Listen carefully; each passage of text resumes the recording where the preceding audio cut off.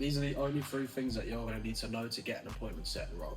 The first thing is the ACA framework. Now, with the ACA framework, it's essentially just how every single conversation goes. However, you never break it into such detail. Now, for example, in a conversation, although it might not go exactly this way, when we were having a conversation, you would say something to me, I would then acknowledge it, so the A part. I would say something about what you said, so the comment part, and then I'd ask you a question. And that is just kind of how conversations go, but you never kind of break it down from such a high level. So when you are doing certain, and you're in the DMs, what you want to be doing is ensuring to follow that framework. The reason why we have to follow that framework is because the prospects, they need to feel heard. If in any sort of sales, setting, closing, dialing, you name it, the prospect has to feel heard. And if they don't feel heard, then they're not going to respond. They'll have no reason to respond to your messages. They'll have no buy-in for that. So to break it down again, the ACA framework, so we've got the A, which is the acknowledgement part. So you'd essentially just say something along the lines of, although these are quite basic ones, I totally hear that, I get that, man, yeah, no, that's pretty similar to XYZ. Something along those lines that basically, you know, you're sort of saying something about what they've said. That's probably the best way to kind of break down that part. But one thing to note here is a lot of people just say the average ones like, oh yeah, totally get it, man, totally hear it. But that's just what every DM set is doing. So to kind of put yourself apart, what you need to do is actually do a proper acknowledgement, like actually say something about what they've said and actually care and actually hear them. And this energy will be transferable through the DMs. Then obviously you've got the comment part. So you want to kind of say something about what they've said. Now the perfect thing to do here is you can have that kind of relatability.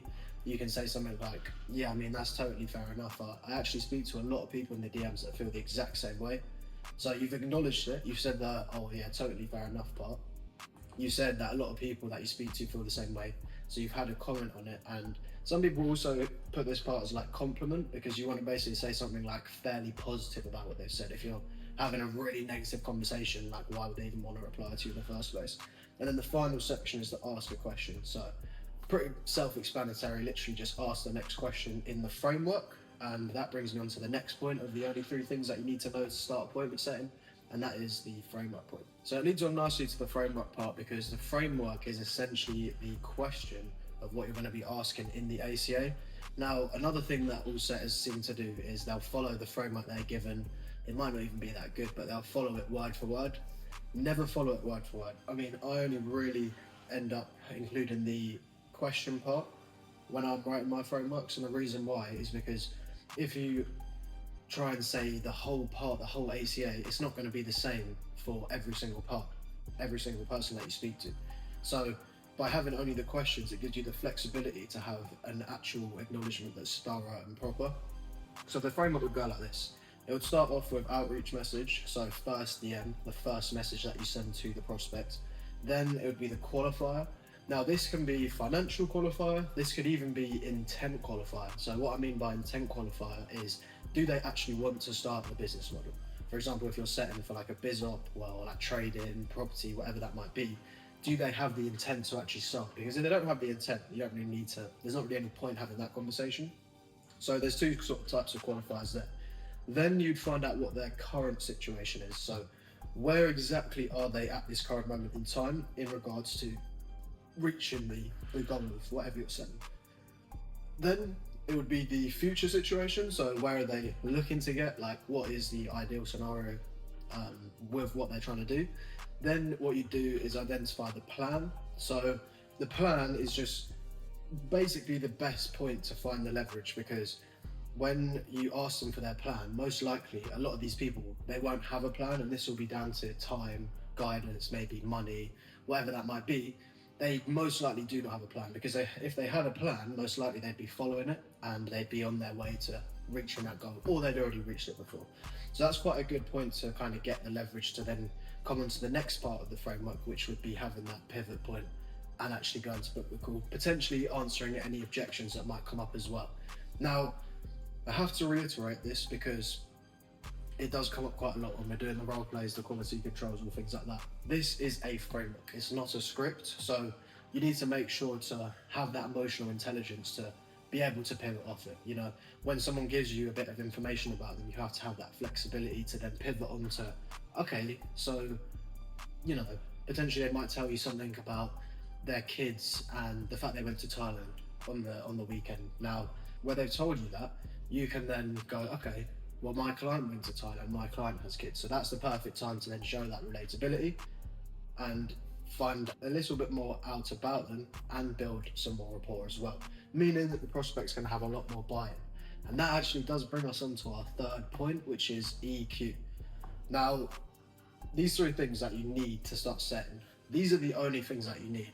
You don't really need to invest into anyone. You don't really need a course. You don't really need to know anything. You just need to know these three things.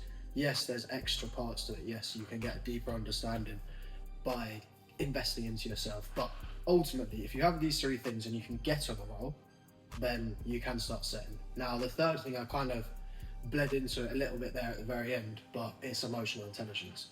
Now, one book that's quite good for this that I've read is Emotional Intelligence 2.0.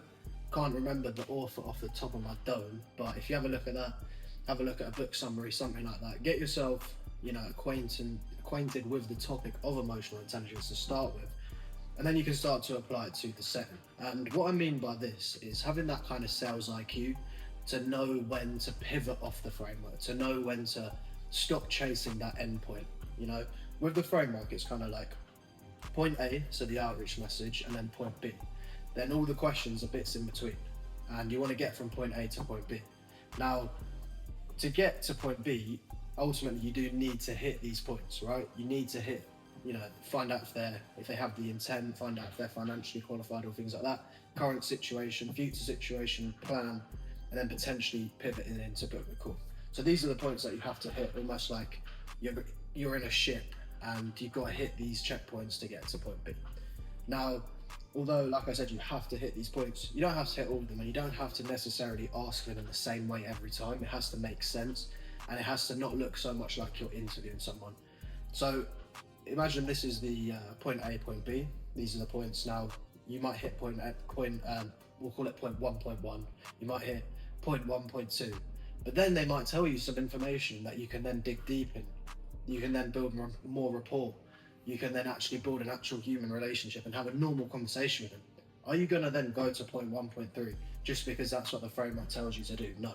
You've got to come off the framework and, dig deeper. You might even come off slightly more. Maybe really only come off maybe one or two questions. You always need to make sure to steer it back to the framework, because we know that psychologically, if we take someone through these stages, then they will get to the point where they have enough buy-in to book and you have enough leverage. So we don't want to go too far off, but you need to have the versatility to be able to come off. And if you have those three things, you can genuinely get onto a role and you can actually smash it. But of course, actually finding the role is going to be the hard point. Finding good roles, especially about a network, is not easy at all. But if you do need help finding a role or things like that, you can message me on Instagram. I'll shoot you over our Set by Offers chat, and then you can join that and see what you can apply for. And even if you don't have training, if you can manage to get on a role from that, use these three things. That's all you're going to need to know to make money with appointment set.